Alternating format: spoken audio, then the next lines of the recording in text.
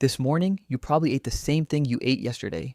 Maybe cereal, maybe toast, maybe just coffee because you were running late. You didn't think about it. You never do. But the real answer to what breakfast is supposed to be is far stranger than anything in your kitchen cabinet. Your body was not built for a bowl at 7 a.m. It was built for something else entirely. Something older, something that had nothing to do with clocks. For most of human history, there was no such thing as breakfast. Not the way you know it. There was only hunger and the search to end it. Your ancestors woke up when the light woke them up, and the first thing on their mind wasn't a menu, it was a question. Where is food today, and how far will I have to walk to find it?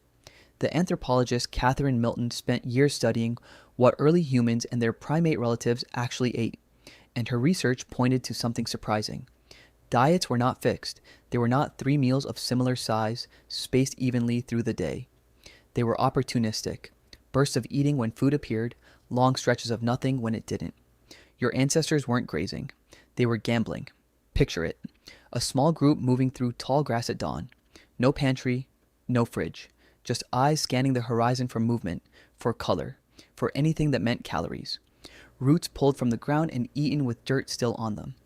Insects picked off bark without a second thought. A piece of fruit, if you were lucky, sweet and rare enough to feel like a reward. Why does that matter to you now? Because your body still runs on that old programming.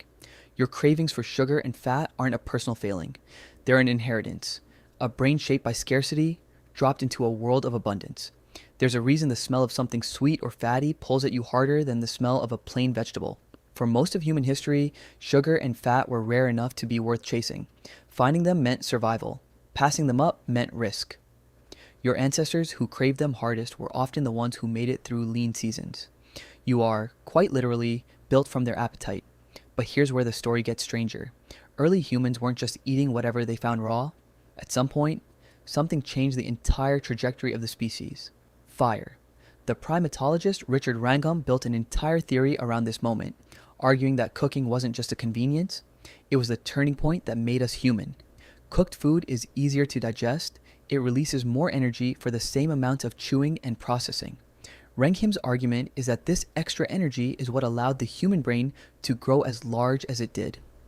Your ability to read this sentence, to reason, to plan your next meal may trace back to the first time an ancestor held meat over a flame instead of tearing into it raw. Think about that for a second. The device rewriting your thoughts right now exists partly because someone, hundreds of thousands of years ago, figured out how to cook a piece of meat until it was easier to eat. Fire didn't just warm the body, it fed the mind. And it wasn't only meat, teeth tell their own story. The archaeologist Amanda Henry examined ancient dental plaque under a microscope and found traces of starch grains preserved for tens of thousands of years. Evidence that early humans were eating roasted roots and tubers long before anyone assumed plant staples like that were common. The image of the caveman gnawing on a mammoth leg all day is mostly wrong. The real diet was patchy, seasonal, and far more plant-heavy than pop culture ever imagined. So what did an actual morning look like, deep in that world? There was no ritual, no bowl, no spoon, no sitting down. If food was found early, it was eaten early. If it wasn't, the body simply waited, running on stored fat and muscle glycogen until the next opportunity appeared. Meals weren't guaranteed. They were earned hour by hour. Does that sound harsh? In some ways it was, but it also built something in you that modern breakfast never had to build. Metabolic flexibility. The ability to run efficiently on stored fuel when food wasn't available, and to switch just as efficiently once it was. Your ancestors' bodies didn't panic during a gap in eating. They adapted. That flexibility is still wired into you, even if decades of scheduled meals have made it easy to forget it's there. Seasons mattered more than any clock. Spring might mean early greens and shoots, thin but growing. Summer might bring fruit if the group was near the right trees at the right time. Autumn was often the richest stretch, nuts and roots dense with stored energy, worth gathering in bulk before the cold set in. Winter was the test. Fat reserves built over the warmer months were spent slowly, and food that could be found was often what had been dried, buried, or hidden earlier in the year. This is where it gets personal. Every genetic quirk in how you process food today is a fossil of that seasonal pressure. Some populations, especially those with a long history of dairy herding, evolved the ability to digest milk sugar well into adulthood.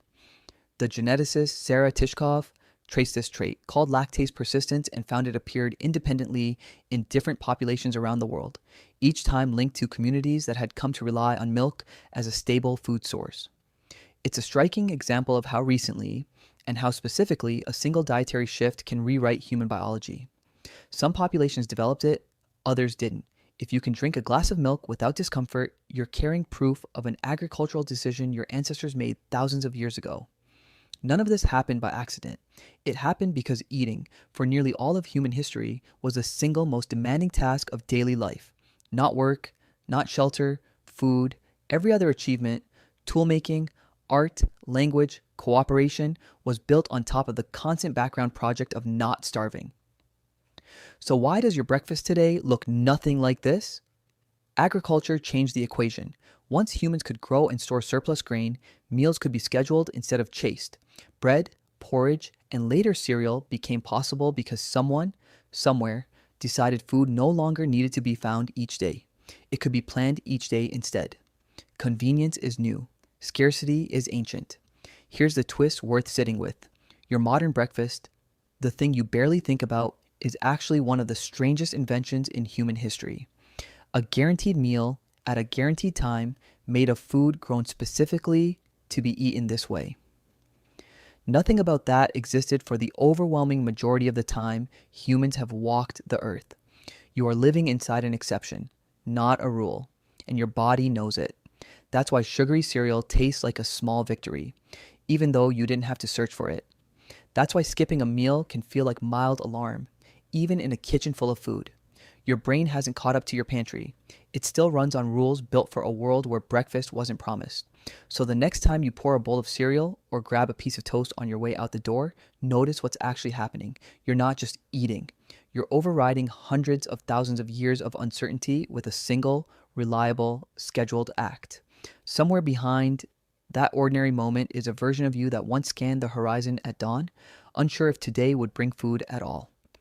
This morning, you ate the same thing you ate yesterday without thinking twice. But somewhere underneath that habit is an older self still watching the horizon, still grateful the search is finally over.